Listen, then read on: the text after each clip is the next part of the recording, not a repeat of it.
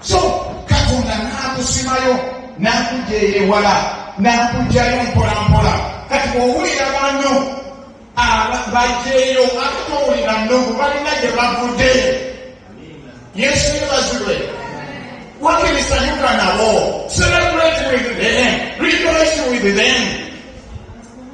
Waliwo lumu mu biseera ebimu ejjija nga Katonda akanisa okubeera nga anyambako ng'anywako Katonda k'ebitaano. Haleluya.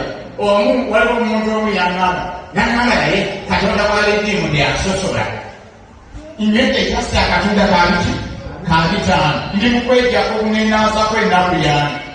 Kansanze nako nagamba Katonda w'alidiimu ndi asosola. Asosola omanyi gyenvudde.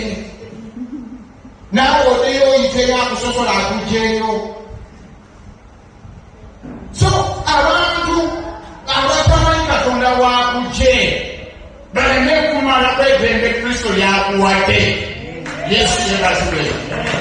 Baleme kulikugjako kubanga ennaku obanga kunakuwala wanakuwala ddala.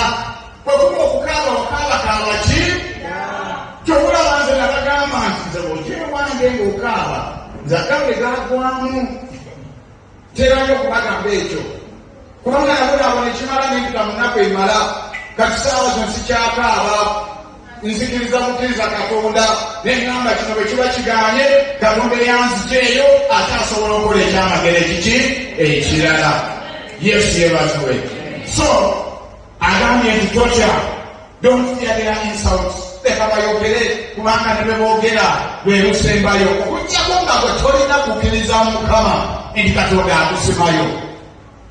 Abatalina kukkiriza nti Katonda alina gy'abasima bagenda kugoberera nnyo those insults.